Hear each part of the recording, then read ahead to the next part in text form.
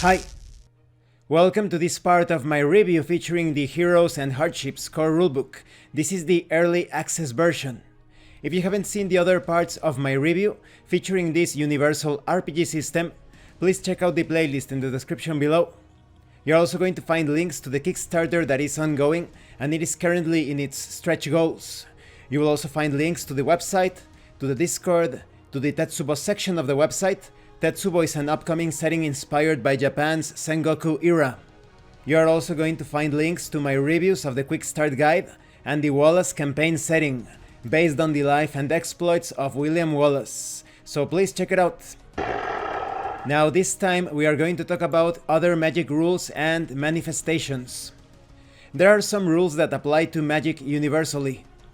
The frequent use of manifestations can be abused, particularly outside of combat. This consists of repeated use for additional mechanical effects that is against the spirit of the rules of duration and potency. Continuing to wield the same manifestation multiple times in a short period causes the likelihood of a surge to increase and the potency of the surge to be greater. Casting or activating a manifestation repeatedly causes the caster to use magic or powers as if their focus skill rank is 1 less to a minimum of 0. If the spell or power does surge and that focus skill check fails, increase the severity of the surge level by 1 level. Now when it comes to using this in combat, this rule is applied when the same manifestation is used sequentially and immediately one after another. Any action other than the casting or activation of the same manifestation breaks the sequence and no focus penalty is applied. Now when it comes to outside of combat, the timing of repeated use of the manifestation is not as strict as inside of combat. It is suggested that the Game Master applies this restriction per session, or within some in-character amount of time, such as every 30 minutes. It is worth noting that there are several variations or optional rules to modify the magical potency. That way you can have low-powered magic, low-danger magic, high-powered magic, or high-danger magic. You can also eliminate surges if you want powers and spells to be a bit more predictable. Now let's talk about magical manifestations. They are the guts of spells and powers, which both use them to create unique and spectacular effects. This is a build your own spell or build your own superpower sort of RPG. Spells are used with traditional magic, while powers are used with superpowers. A character may learn manifestations by spending ability points or experience points to purchase spells, powers, or ancestry traits. All of these use the general ability category, and any type of ability points can be used to purchase them. Design your spell, power, or trait based on the rules of the governing abilities. Now when it comes to the anatomy of a manifestation, this is made up of several components. Some of these are not necessary for every manifestation. First, you have description. Each manifestation has a description of what it does. You also have the school. Manifestations have an associated school, which will determine what skill is required to cast or activate it. Manifestations have certain categories that make up the entire spell or power. When it comes to valid effects, they are the manifestation categories that may be enhanced.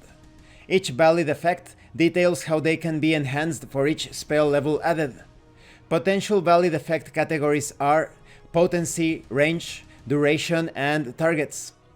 Now, potency is what the manifestation does mechanically. Base targets refers to how many targets the manifestation can affect simultaneously. Targets can be characters, hexes or units, or objects. Duration is how long the manifestation lasts. Range is the range of the manifestation, of course. This is what can be reached centered on the caster. We also have active resistance, the skill used to resist a manifestation employed as a power. Spells typically cannot be actively resisted. Now when it comes to effects in general, each effect may have different cases based on when the manifestation is cast or activated. These are in combat. It is defined as any structured event using offensive and defensive actions. This could be actual combat, social combat, etc. This cannot be used outside of combat. You have outside of combat or out of combat. This is defined as any non-structured time during play. This cannot be used in combat, of course. Universal can be used both in combat and outside of combat. You can actually enhance the spells and the power's valid effects. When casting a spell, a character may add levels to any valid effect. Each level added increases the difficulty, and adds 1 level to the spell. There is no limit to how many levels can be added to a spell. Only valid effects for the manifestation in question can be enhanced.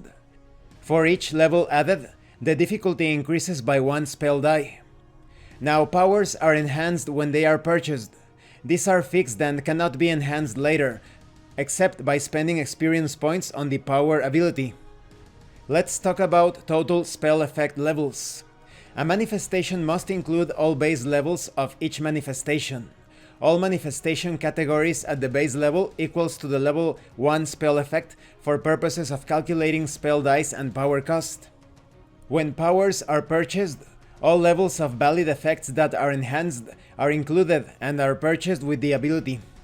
They can never be enhanced on the fly, as spells can. However, by spending experience points, additional enhancements can be purchased later on. The power may be activated and used on any level lower than the maximum purchased, but they may not be enhanced. Casters that use powers never roll spell dice. Now let's talk about some of these manifestations. You have Alter Movement. You may change the target's mode of movement to burrow, walk, fly, or swim. You also have Light of Foot. You are able to evade any and all impediments to travel and movement. You also have Push or Pull. The caster manipulates gravitational pull from celestial bodies or divine energy to push or pull an object. Objects can be thrown into individuals as well, up to the size of the caster. There's also Anti-Magic Field. You create an anti-magic field around a certain location that makes casting a spell or activating a power impossible.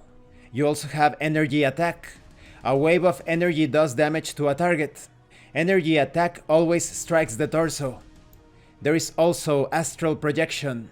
You may project an image of the target that copies their actions perfectly.